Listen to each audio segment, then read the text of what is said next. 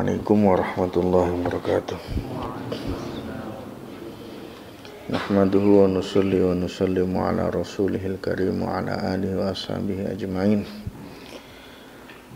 Qala al-mu'allif al-imam al-hafidh Nasiruddin al-Mughultai rahimahullah ta'ala wa damallahu naf'al fahma bi'ulumihi wa alumikum wa alumi sa'iris salihin fid darin amin. Fi kitabihi al-musamma bi khasaisil Mustafa sallallahu alaihi wasallam ila an qala wa min khasaisihi sallallahu alaihi wasallam annahu wulida makhtunan wa min khasaisihi lan iku setengah saking khasaisi Nabi sallallahu alaihi wasallam salamu muga nambah rahmat ta'lim sapa Allah Gusti Allah alaihi ngatasi Nabi wasallam lan keselamatan. Annahu sa'tamne Kanjeng Nabi iku wulida den lahirake sapa Nabi makhtunan hale wis den khitan nakian tur suci waktu asurati terus terpotong pusari wudele wala yaqau lan ora pernah tumiba apa atubabu laler alih ngatasi Kanjeng Nabi walayat nasulan ora reget apa saubu pakaiane Nabi li anna illata tanasi kuna sak temene alasane reget iku menazam saking dosa wa huwa ta Nabi iku lazam ba ora ana dosa iku mujud lahu kedue Nabi sallallahu alaihi wasallam wa syarafalan muga-muga mulyaake sapa Allah wa karrama tegese mulyaake sapa Allah wa majjadal ngegungake sapa Allah wa azama lan tegese ngegungake sapa Allah. Termasuk khususiahnya baginda Rasulullah SAW adalah beliau dilahirkan dalam keadaan sudah dikhitan. Ya, beliau dilahirkan dalam keadaan sudah dikhitan. Memang ada perbedaan pendapat di kalangan ahli sirah nabawiyah tentang khitan beliau. Ada yang mengatakan beliau lahir dalam keadaan dikhitan. Ada yang mengatakan beliau dikhitan pada 7 hari. Ada juga yang mengatakan beliau dikhitan setelah beberapa bulan. Ya. Namun kebanyakan ya, itu mengambil riwayat yang ini bahwa beliau Rasulullah SAW itu dilahirkan dalam keadaan sudah berkhitan. Maknanya apa? Satu, ini memang merupakan suatu keajaiban karena ya di mana-mana yang namanya orang lahir itu ya belum khitan. Ada orang yang lahir langsung khitan itu ada. Nah, selain Rasulullah maksudnya itu apa khitan apa yang terpotong pusarnya saya agak lupa. Tapi maksudnya ada gitu loh. Namun ini kan suatu kejadian yang sangat langka, ya, yang sangat langka. Yang kedua adalah bahwa Rasulullah SAW itu berarti beliau itu lahir memang sempurna, sehingga tidak perlu lagi gampangan ini dipermak meneh itu nggak perlu lagi gitu loh. Ya kan, nggak perlu ada bagian dari tubuh Nabi yang dibuang, nggak perlu ada bagian dari tubuh Nabi yang ditambahi, dikurangi istilahnya, karena memang sudah sempurna. Nah, kalau kita ini karena memang lahirnya ya masih ada kelebihan, ada kekurangan, maka akhirnya nopo? Akhirnya kemudian ada yang dikurangi gitu loh. Nah, kenapa kok nggak diciptakan langsung seperti itu ya? Ini hikmah yang Allah Ta'ala simpan tersendiri. Kenapa manusia kok dilahirkan dalam keadaan tidak dikhitan sehingga memerlukan kepada khitan. Dan sekaligus sebagai ikhtibar, sebagai cobaan. Apakah manusia ini taat kepada Allah atau tidak. Nah, berkaitan dengan masalah khitan ini, tadi kan sudah saya katakan bahwa berarti beliau dilahirkan dalam keadaan sudah sempurna sehingga nggak perlu dipermak lagi. Terus kenapa kok ada acara pembedahan dada beliau, ya kan? Nah, ada operasi dada beliau. Dan dalam operasi ini kan dicuci, ya kan. Dan ada, kalau hadisnya itu kan ada bagian satu daging hitam dari beliau itu diambil, dikerat, kemudian dibuang, ya. Sebetulnya pengoperasian Nabi SAW ini lebih merujuk kepada Allah Ta'ala ingin menunjukkan kepada kita bahwa Rasulullah SAW itu sudah disucikan sedemikian rupa. Nah, kalau domongi tok itu kadang-kadang kurang begitu nancap dalam hati, maka ditunjukkan. Jadi suatu perkara yang maknawi itu kemudian dinampakkan, diserupakan gitulah dengan suatu perkara yang hissi, supaya apa? Supaya kesannya lebih menancap di dalam hati. Buktinya apa? Buktinya ya, dalam salah satu proses pengoperasian itu kan ketika diambil daging yang hitam tadi dikatakan hadza nasibus syaitani minka, ini adalah bagian setan darimu, maka terus dipotong, dihilangkan. Sebetulnya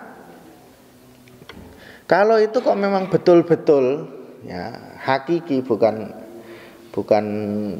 penjasad dan betul hakiki, maka ya berarti cara ngobati orang jahat itu gampang tuh, kok dibedah wae, goleki bagian setane cuel akan jadi baik.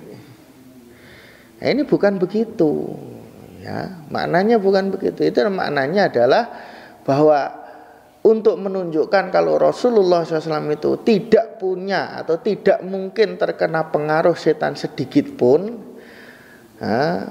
maka ditunjukkanlah dengan seolah-olah dalam tubuh beliau dia memang dinampakkan, diciptakan di situ, sehingga bisa nampak bahwa itu diambil terus dibuang.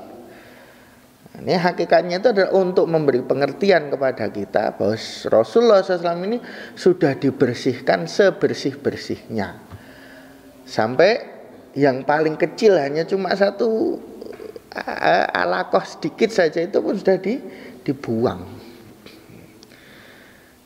Bukti yang lain masih dalam hadis yang sama. Maka dalam terusannya hadis itu setelah dicuci maka nopo summa utiyabi tostin, didatangkan satu buah mangkok atau bejana muliat imanan wa hikmatan, ya kan? Atau dalam riwayat lain apa? Ilman wa hikmatan, yang dipenuhi dengan ilmu dan hikmah. Emangnya ilmu dan hikmah itu air atau susu atau apa? Ya ora toh. Kan? Nek ngono ya minum, Masya Allah langsung ngalim gitu. Kayak yang dijual dukun-dukun itu. Bukan. Ini jadi ilmu itu kan suatu perkara yang maknawi, suatu perkara yang rohani, ya kan? Suatu perkara yang namanya maknawi itu maknanya tidak bisa disentuh dengan panca indera. Cuma untuk menunjukkan kepada manusia, memudahkan lebih paham kepada manusia, maka perkara yang maknawi ini Allah Ta'ala wujudkan atau Allah Ta'ala nampakkan dalam bentuk suatu benda yang bisa dilihat, yang bisa disentuh. Kemudian benda itu dijalankan atau diperlakukan sebagaimana benda yang hissi. Berlakukan sebagai benda yang hissi, sehingga kita bisa memahaminya, lebih mudah memahaminya. Oh, dada beliau ini telah dipenuhi dengan ilmu dan hikmah. Nampak karena dinampakkan. Nah, hakikatnya sebetulnya enggak nampak. Jadi sebetulnya yang lebih ditunjukkan oleh pengoperasian itu, walaupun operasi ini adalah betul-betul hakiki, namun ini adalah sebetulnya untuk menunjukkan tentang kerohanian baginda Nabi SAW, untuk menunjukkan tentang makna-makna atau tentang hal-hal sesuatu yang maknawi dari kehidupannya baginda Rasulullah SAW, bahwa beliau telah disucikan dengan sesuci-sucinya, sebersih-bersihnya dari pengaruh-pengaruh setan, dari pengaruh-pengaruh hawa nafsu, dari pengaruh yang buruk. Beliau telah dibersihkan, disucikan sesuci-sucinya, dan kemudian beliau telah dipenuhi dengan ilmu dan hikmah. Ini contoh lain penjasadan sesuatu yang maknawi tadi. Contoh yang lain itu napa? Disembelihnya kematian, ya. Hari kiamat nanti di akhirat nanti, setelah penduduk surga masuk surga, penduduk neraka masuk neraka, terus gimana? Akan didatangkan mati dalam wujud seekor kambing. Apakah mati itu seekor kambing? Enggak. Mati itu kan suatu perkara yang tidak bisa disentuh oleh panca indera. Namun untuk menunjukkan bahwa mulai sekarang mati itu sudah tidak ada lagi. Apa? Diwujudkan dalam bentuk seekor kambing. Nah, hakikatnya mati bukan kambing. Nih, saat itu untuk kepentingan memberi kefahaman bahwa sehingga orang ahli surga itu lega dengan selega-leganya karena nggak akan mati lagi, dan ahli neraka putus asa dengan seputus asanya karena tidak akan mati lagi, maka diwujudkanlah atau dijasadkanlah perkara yang tidak bisa disentuh panca indera, dijasadkan oleh Allah, dinampakkan dalam satu bentuk yang orang bisa melihatnya.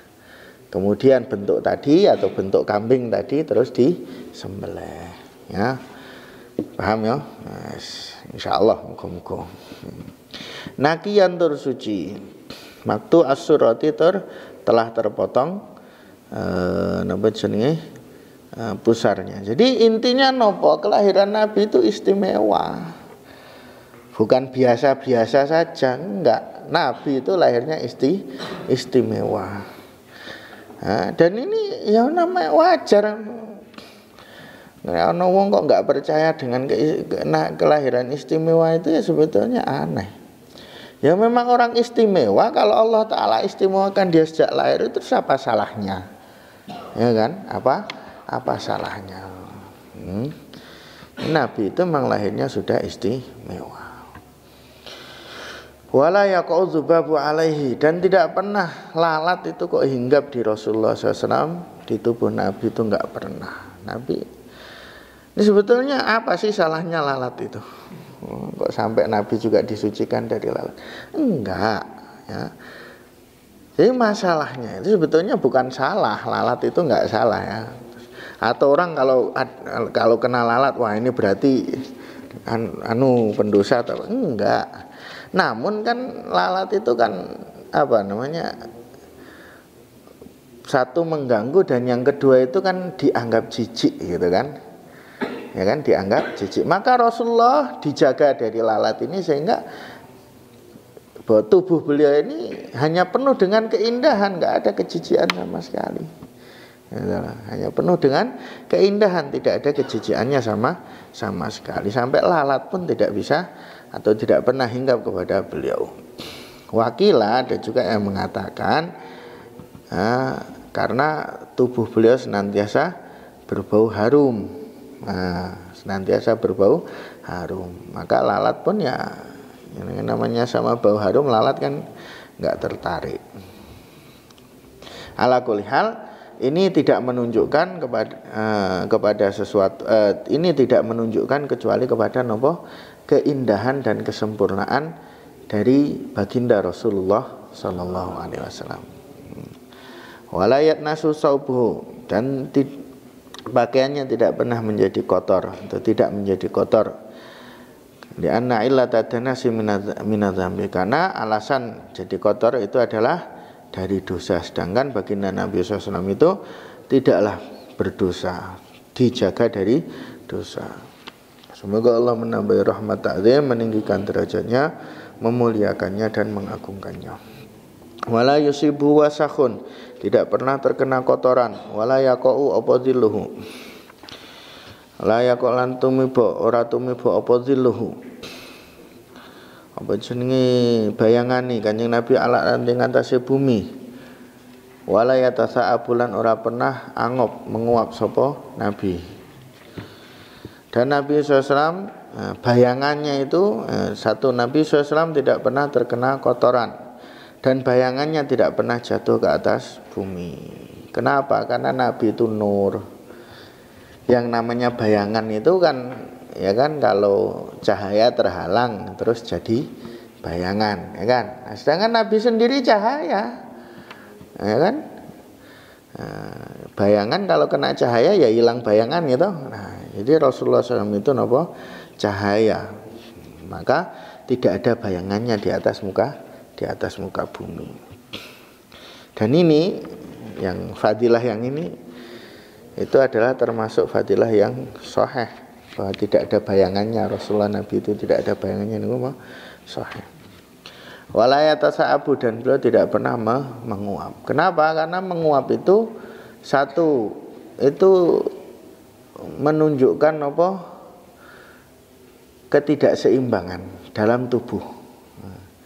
Ketidakseimbangan di dalam tubuh. Misalnya wong ngantuk, itu kan berarti sebetulnya tubuhnya sudah minta istirahat tapi belum diistirahatkan. Berarti kan sudah agak tidak seimbang. Ya kan? Nah, itu maka terjadilah namanya menguap. Nah, yang ini Rasulullah SAW tidak pernah.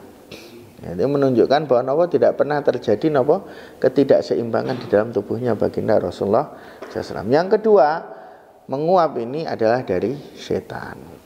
Makanya dalam satu hadis baginda Rasulullah SAW bersabda, ya kan, kurang lebih mafhumnya, kalau ada seorang di antara kalian sedang sholat terus ngantuk, maka tahanlah dari menguap sebisa-bisanya. Jadi suruh ditahan sebisa-bisanya. Karena kalau dia menguap, maka nanti setan akan tertawa-tawa. Jadi ada unsur setan di situ.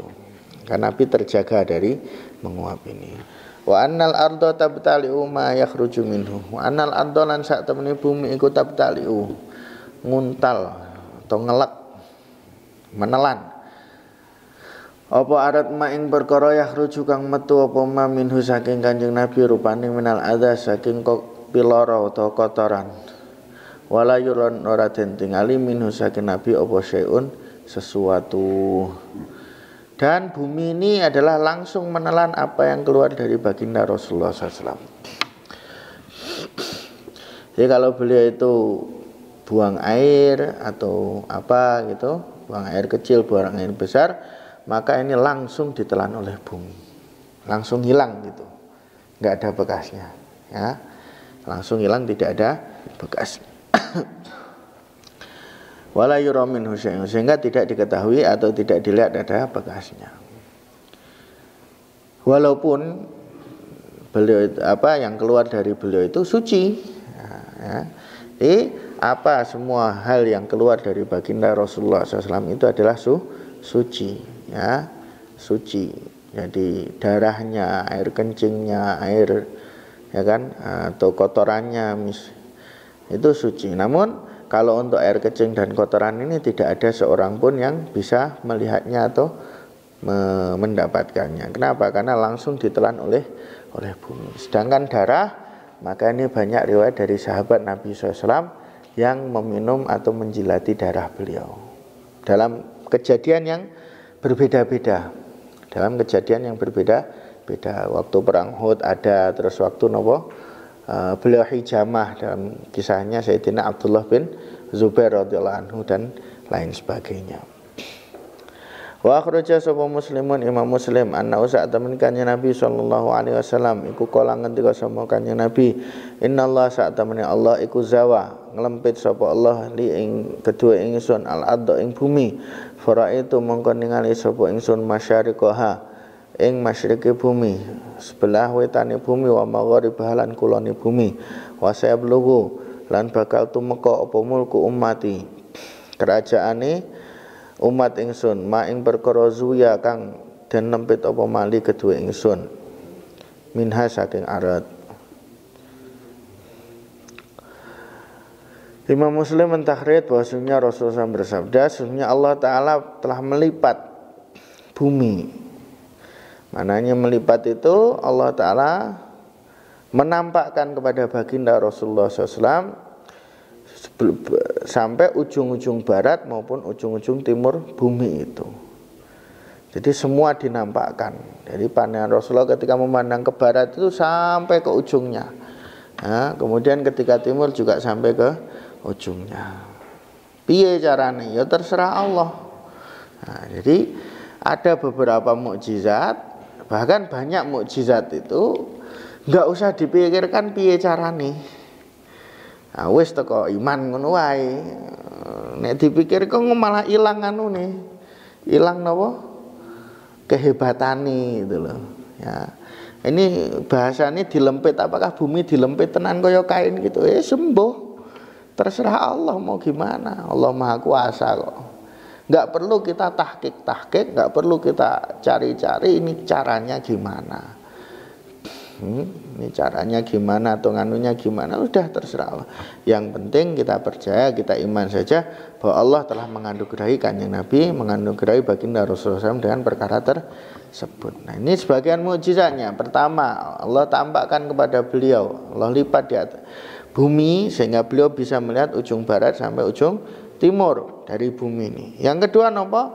Baginda Nabi SAW dikasih tahu bahwa nanti kerajaan umatnya ini akan sampai pada apa yang telah dinampakkan atau dilihat oleh baginda Rasulullah SAW tersebut. Dari ujung timur sampai ujung barat semuanya akan menjadi kerajaan dari umatnya beliau sallallahu alaihi wasallam. Wa akhraja sapa al-Bukhari min hadits Jabir radhiyallahu anhu, saking hadits Jabir radhiyallahu anhu. Ngetoke nam almai ing metune atau mancure banyu mimbaini asabihi saking sela-sela jarine Kanjeng Nabi bil Hudaybiyah ing dalam Hudaybiyah. Fatawaddau mongko padha wudu sahabat wa syaribulan padha ngunjuk sapa sahabat wahum utawi mereka sahabat iku salasumiatin 300 wa khamsata asyaralan 15 wa marratan ing dalam marrah ukhra kang liya wahum utawi sahabat iku salasumiatin wa khamsata asyara wa marratan ukhra wahum iku salasumiatin wa marratan ukhra iku wahum iku mabena sabin ing dalam antarane 70 wa samanin dan 80. Wa haditsul mazadataini, dua kantong loro, dua kantong air. Mazadah itu sebetulnya kalau bahasa aslinya ini apa? Tempat bekal. Tapi maknanya nangkene ya sama. Tempat untuk membawa air dari kafilah. Alati lamnya alati kang mazadah, mazadate nam yang kuso kang ora berkurang karone sapa lati. Kala ketika sapa Umar radhiyallahu anhu inna sak temene kita iku syarib nang ngombe sapa kita minhuma saking mazadatain wa nahantun kita iku nahul arba'in sekitar kurang lebih 40 orang. Hadisnya Jabir radhiyallahu anhu, dan ini bukan cuma sekali terjadi tapi berkali-kali ya. Maknane wa maratan ukhra itu berkali-kali terjadi napa baginda Rasulullah SAW niku air mengalir dari sela-sela jarinya beliau. Jadi kalau ini kaitan dengan Hudaybiyah ini ceritanya beliau waktu mau umroh yang akhirnya jadi perjanjian Hudaybiyah. Nah, maka Hudaybiyah itu ada sumurnya tapi sumur kecil. Nah, dipakai habis sehingga cuma tersisa tinggal sedikit airnya. Maka oleh Rasulullah SAW diminta ada air sedikit, ada tersisa sedikit di atas lotanya itu masih ada dalam lota atau dalam tempat air itu masih tersisa sedikit. Maka Rasulullah SAW kemudian berdoa, terus beliau masukkan tangannya ke situ, maka air kemudian memancar dari jari, sela-sela jarinya Rasulullah SAW. Rawinya Sayyidina Jabir, Sayyidina Anas mengatakan faraitul ma'a yambu min baini asabihi, air itu memancar dari sela-sela jarinya. Maka kemudian mengalir, maka Rasulullah terus panggil, ayo sekarang semua, ayo siapa yang pengen wudu, yang pengen minum ini ambil dari sini. Maka sahabat pun berlomba-lomba wudu, minum dan mengisi bekalnya, mengisi kantong-kantong kulitnya untuk bekal. Nah, ini luar biasa, ya, luar biasa. Nah, para ulama dalam menerangkan masalah ini, pertama adalah ini melebihi mukjizatnya Nabiullah Musa alaihissalam. Kalau Nabi Musa alaihissalam kan mukjizatnya apa? Memukul batu, dari batu keluar 12 mata air, ya kan? Anidrib asokal hajar fang fajarat min husnata asyrata aina. Nah, Rasulullah SAW ini lebih lebih lagi. Sama-sama memancar air tapi lebih lagi. Kenapa? Karena kalau batu ini secara jenisnya itu memang ada batu yang memancarkan air. Maknanya air mengalir dari batu itu memang ada, ya kan? Nah, kadang mata air muncul dari sela-sela batu. Tapi nggak pernah sepanjang sejarah kok air mengalir dari daging dan darah, ini nggak pernah. Ini, ya. Jadi secara jenisnya itu kalau batu itu ada jenis batu secara jinsiahnya itu yang memang bisa keluar air dari situ. Tapi kalau manusia daging, darah, kulit itu nggak pernah ada sepanjang sejarah kok bisa keluar air dari situ. Yang pertama. Yang kedua, ulama itu berbeda pendapat manakah air yang paling mulia secara mutlak. Nah, ada ulama yang mengatakan air yang paling mulia secara mutlak itu air telaga Kautsar. Ada yang mengatakan air surga. Karena ada ulama yang mengatakan telaga Kautsar itu lain, air surga itu lain. Nah, maka ya menurut pendapat ulama yang mentafsir ini ya berarti air surga itu lebih mulia dari air telaga Kautsar. Kalau kebanyakan ulama itu mengatakan bahwa air yang paling mulia itu air Zam-Zam. Air Zam-Zam, dan itu lebih mulia dari air surga, lebih mulia dari air telaga Kautsar. Kenapa? Karena ketika malaikat membedah Nabi SAW, dalam semua sesi pembedahan Nabi, ya, Nabi itu berkali-kali dibedah, ya, berkali-kali dibedah. Nah, dalam semua sesinya, dalam setiap kali pembedahannya, semua peralatannya itu datang dari surga, ya kan? Mangkoknya dari surga, pisaunya dari surga, wadah-wadahnya dari surga. Namun airnya Zam-Zam. Bukan diambil air surga, tapi air Zam-Zam. Menunjukkan kemuliaannya air Zam-Zam melebihi dari air surga. Ini ulama berbeda pendapat. Namun semua ulama sepakat yang paling mulia secara mutlak melebihi Zam-Zam, melebihi Kautsar, melebihi air surga, melebihi apapun, itu adalah air yang mengalir dari sela-sela jarinya baginda Nabi SAW. Itu yang paling mulia secara mutlak gitu. Dengan kesepakatan ulama, tidak ada khilaf lagi. Ya, tidak ada khilaf lagi. Jadi yang dikhilafkan tadi itu sebetulnya yang nomor 2. Paham? Nomor 2. Ya, kalau nomor 1 semuanya sepakat air yang mengalir dari baginda Nabi SAW. Namun kan sekarang kita nggak bisa mau cari di mana, nggak nemu lagi, ya kan? Ini adalah khusus pada zaman itu. Sampai sebagian ulama ada yang